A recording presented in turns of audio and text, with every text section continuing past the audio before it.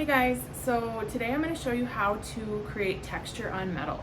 I have a bunch of different things. I'm actually at the anvil table because we're going to be able to use the anvils in order to create some of the texture that we're doing. I have some sandpaper, I have the lettering set, I have some texture punches. These are the dapping dies. You can actually use the dapping dies for texture as well. And I also have a rawhide mallet and a ball peen hammer, and you'll see why I'm going to be using those in a little bit. Another thing I need to point out is there's a difference that you need to know in the different metals. Nickel and brass are going to be harder to texture. You can still texture them, but when you anneal them, you're going to need to let them air cool so that they stay annealed in order to work. Copper is actually going to be the easiest metal to texture. You will still have to anneal it, but you can actually start texturing it right away. Another thing that you need to know about the texturing is you should actually texture your metal before you cut anything out of it. So here this person actually has the texture on their metal, and then they put their piece on and then started cutting the things out in order to use that for their work. Another thing that you should realize about texturing is that you should actually sand your metal to make sure that there's no flaws in it before you actually start texturing. This piece of nickel is actually pretty flawless. There's like a little bit of a dent down here on the bottom that really I should have sanded out with 220 sandpaper before I start, but I'm just demonstrating, so I don't really mind that that's there. However, when you are texturing metal, I am going to use these as the examples today, but you really should be sanding it until all of the flaws are out of the metal, or actually getting a new piece of metal in order to do your texturing, because you don't want all of those flaws that happened to show up. I took these examples out of the scrap bin just to use for my demonstration today.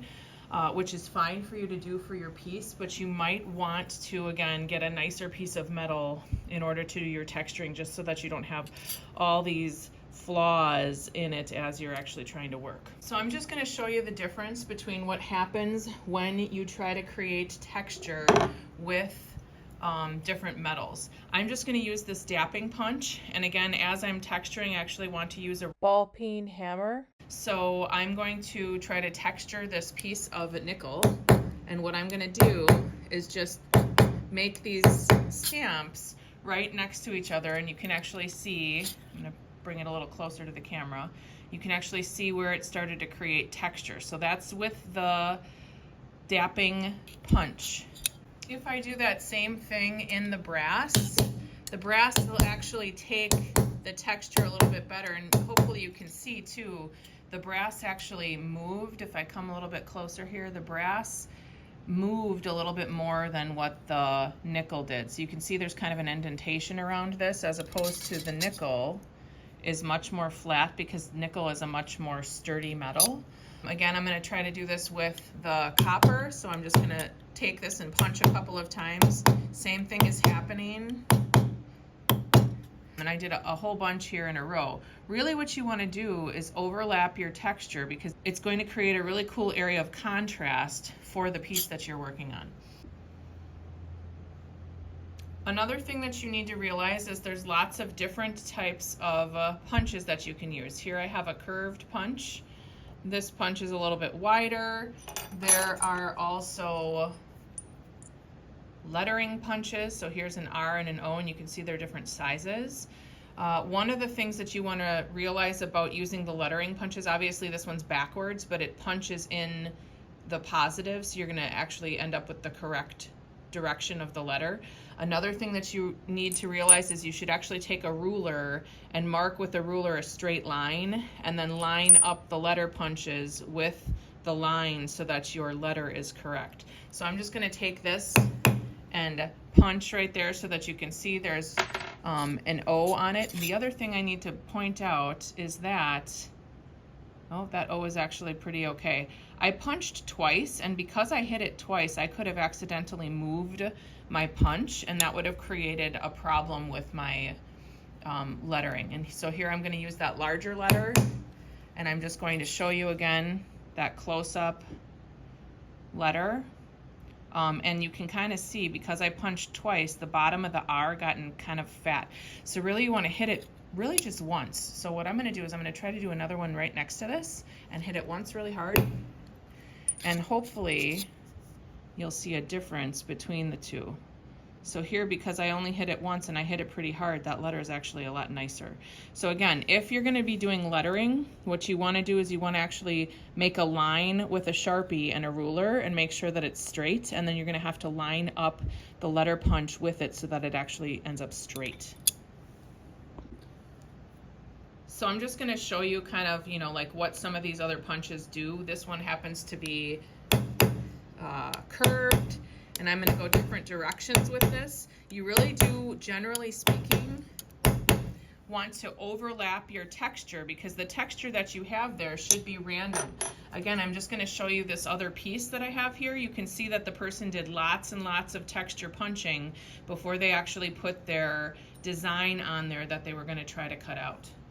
So I have a bunch of different hammers out here, and part of the reason that I brought these all out is they all have different ends to them. And when you're trying to create texture, you do need to use a metal hammer. So again, this is a ball peen, a chasing hammer. These are different raising hammers, but they're all going to create a different kind of texture on the metal. And I'm going to just kind of try to show you what those different hammers might do. One of the other things that you need to realize is that the rawhide mallet really is only for flattening the metal back out or straightening the metal. You're not going to be able to create really a texture with the rawhide mallet unless you hit it really, really hard. But it's not a very pretty texture compared to the other things. So here I'm just going to take one of the raising hammers and I'm going to hit it in a couple of directions here, and you can see hopefully that it's more of a flat, or it's kind of a horizontal pattern that's happening with that. If I take a different type of raising hammer that's got rounded ends, that's going to create a different kind of a texture. And again, I don't really care right now that I'm like doing multiple different textures on this, because it's just a sample to show you what the different hammers do. But you might want to think about the fact your texture should kind of be an overall look to it. So this person might have taken the back of the chasing hammers, I think what happened, and I'll show you a little bit more of that later.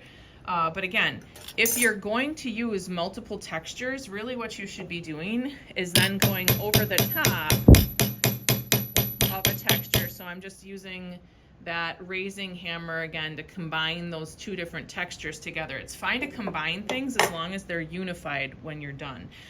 Hopefully you guys can see this is starting to get bent too. So what I'm going to need to do is flip that over, and in order to straighten that out, again, I'm going to need to use my rawhide mallet, and I'm just going to pound that metal flat in order to continue working. Now, one other thing that you need to realize is that eventually this metal is going to get too hard to work with, and then you're going to have to go back and anneal that metal again. So here I'm actually now going to use the chasing hammer, and I can show you just the size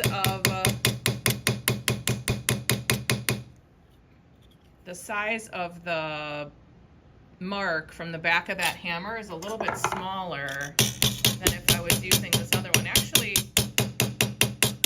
they're actually almost the same size. But it seems like the chasing hammer goes a little bit deeper. And obviously you can get a similar thing with the dapping punches. It kind of depends on what kind of texture you really want it to look like.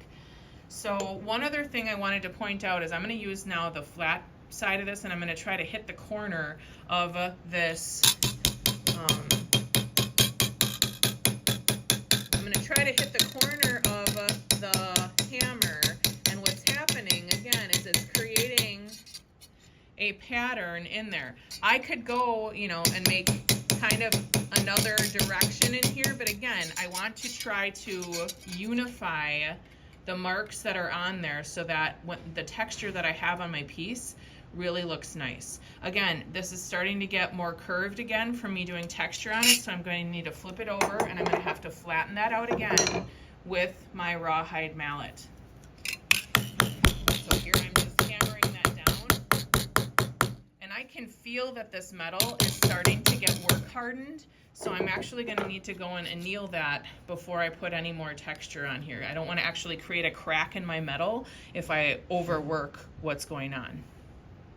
Another thing that I just want to point out is I only have 4 of these anvils, but I have several other steel plates that you can actually use for your texturing as well. So when we're doing this work, we don't need to use an anvil every time. You can actually also use the steel plate. So just keep that in mind. They are underneath the anvil tables. They're underneath down here, as opposed to just on top of the table.